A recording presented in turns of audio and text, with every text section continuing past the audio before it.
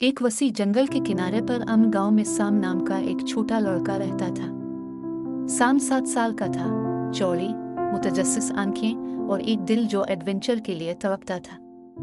इसका गांव छोटा और पुरसुकून था, मेहरबान लोगों और ना खत्म होने वाली सब्ज पहाड़ियों से भरा हुआ था। लेकिन सामने हमेशा जंगल की तलाश का ख्वाब देखा था।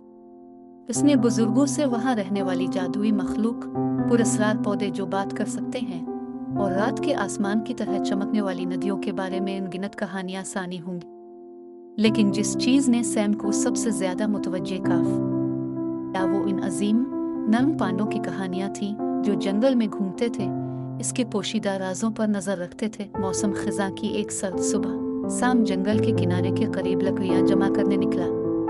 उसने अपनी माँ से वादा किया था कि वो ज्यादा दूर नहीं भटकेगा, लेकिन सरगोशियां करते दरख्त उसे पुकारते हुए इसे जंगल में मजीद गहराई में जाने की दावत दे रहे थे। हर कदम के साथ सैम का जोश बढ़ता गया, और इससे पहले कि वो इसे जानता, वो इससे कहीं आगे भटक चुका था जहां इसे जाने की इजाजत थी। वो जंगल के दिल की गहराई में था, जिसके चारों तरफ बुलंद और बाला दरख्त और देवदार की खुशबू थी। अचानक साम को अपने पीछे एक हल्की हल्की आवाज सुनाई दी। इसने मुड़कर हाँप ली। वहां सूरज की रोशनी में एक पांडा खड़ा था। यह सबसे खूबसूरत मखलूक थी जो साम ने कभी नहीं देखी थी। बड़ी रूपरवर आंखें और मोटी सियाह और सफेद खाल जो बादलों की तरह नर्म नजर आती थी। पांडा ने तजस्सुस से साम की तरफ देखा, अपना सर झुकाकर गोया ये समझने की कोशिश कर रहा है कि एक छोटा इंसान इसके जंगल में क्यों है। साम का दिल जोश से धड़क रहा था, लेकिन वो बिल्कुल साकित रहा। पांडा को डराना नहीं चाहता था। इसने धीरे से एक हाथ उठाया और सरगोशी की। हेलो, पांडा ने पलकें झपकी और सैम की हैरत से वो करीब आ गया। फिर एक नर्म हुफ के साथ पांडा ने अपना हाथ हिलाया, जैसे इसे पैरवी करने की दावत दे रहा हो।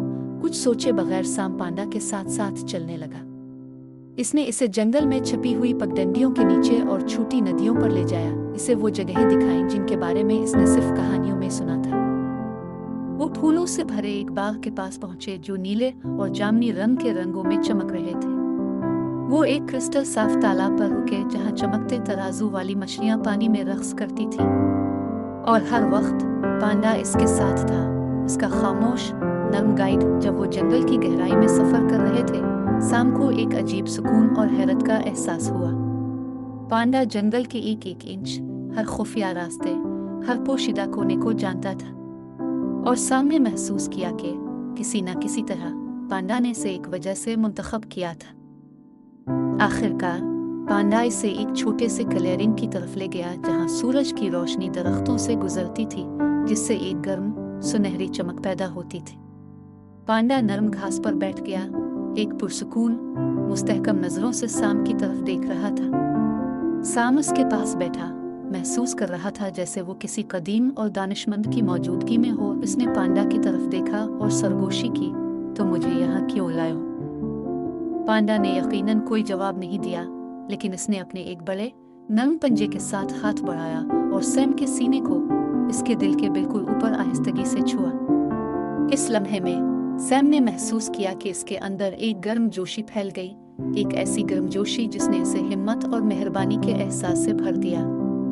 इसे ऐसा लगा जैसे पांडा इसके साथ अपनी नर्म रूह का एक हिस्सा बांट रहा है, इसे सिखा रहा है कि सबसे बड़ी मुहिम जोई सिर्फ नई जगहों की तलाश के बारे में नहीं है, बल्कि खिले दिल से दुनिया को देखना सीखना भी है। सैम घंटों तक पांडा के साथ बैठा देखता रहा, जैसे जैसे साए लंबे होते गए और आसमान नारंगी और गुलाबी रंग में बदलने लगा। वो हमेशा के लिए वहां रहना चाहता था, लेकिन वो जानता था कि उसे घर जाना है। पांडा समझता हुआ नजर आया। ये खड़ा हुआ, सैम को एक आखिरी हल्का हल्का झटका दिया और इसे वापस जंगल के किनारे ले गया। जैसे ही वो किनारे पर पहुंचे, साम पांडा की तरफ मुतवज्जे हुआ और सरगोशी की, क्या मैं आपको फिर कभी देखूंगा?